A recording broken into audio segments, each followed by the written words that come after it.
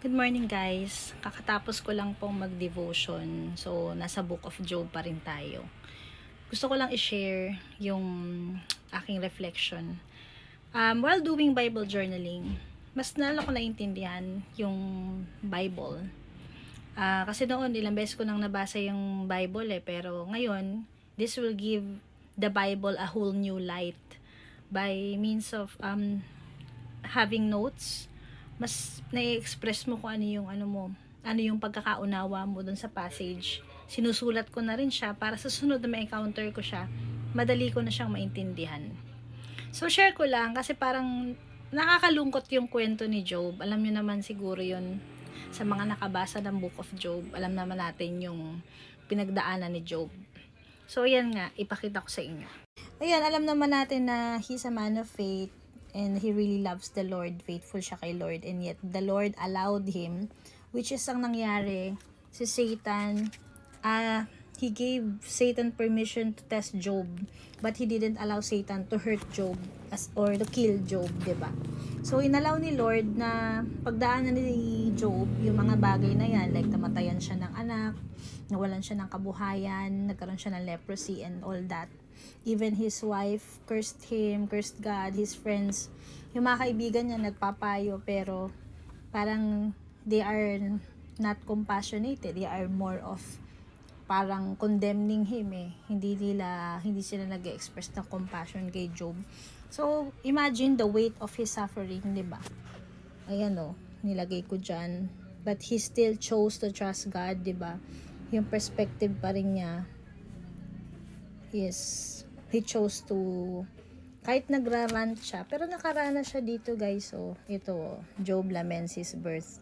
Ito yung first time na Job felt depressed and hopeless because of his situation. Yan.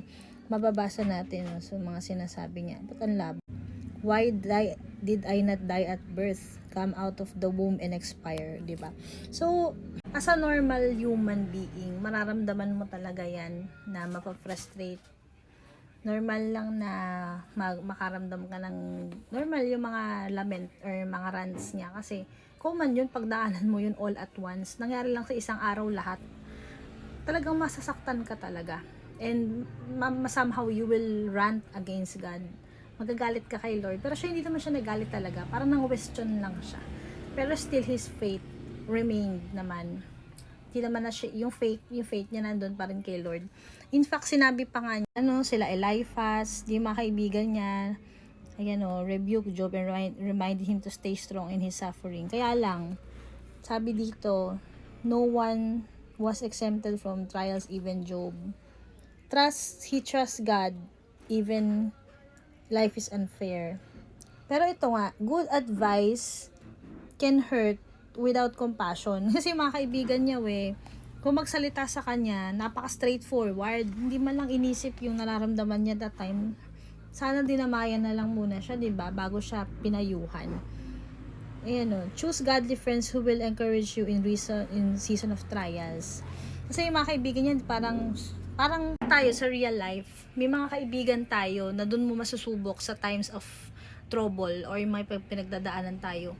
Doon mo malalaman kung sino yung mga totoong kaibigan natin. Kung sino yung mga magpapayo sa'yo ng tama, or sino yung mga dadamay sa'yo, or magpapakita sa'yo ng love and compassion. Pero dito nakita ni Job kung sino na itong mga long time friends niya to Some of them, yung isa dyan, si Zephyr, oo tama. He speaks naman, harsh, pero somehow, sinabi dito na, parang, sinabi niya na na, yun nga daw, si Lord pa rin daw nag-aalaw ng suffering.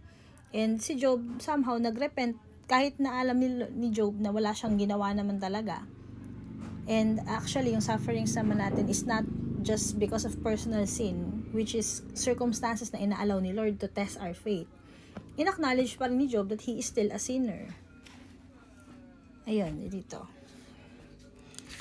Ayan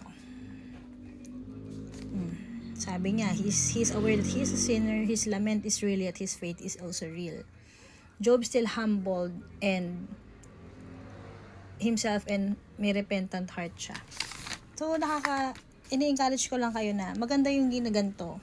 And, he still anchors himself to God. He responded in a godly perspective.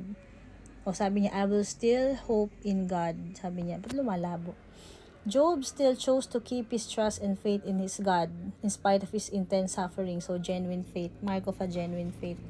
Dito, ayan, sinabi, the Lord has done this. Pero hindi niya sinisi si Lord. Para bang, alam niya inallow for a purpose. And yet, inexpress niya yung lament niya. Parang dito, nagpapakatotoo siya kay Lord na, Lord, alam ko inallow mo to for a purpose. Pero ang sakit nung nangyayari sa akin. Parang ganun. So, yan lang. Parang shinare ko lang sa inyo yung Bible journal ko. And I encourage you to do the same kasi mas ma-appreciate nyo yung Bible talaga at mas maintindihan nyo. Ayan. So, Book of Job pa rin. Ayan yung aking So, ayun. Sana naka-bless itong Bible journaling ko ngayon and sana gawin nyo rin ito para mas maintindihan nyo yung Bible at mas mabless kayo sa word ni God. Yun lang. Bye. God bless.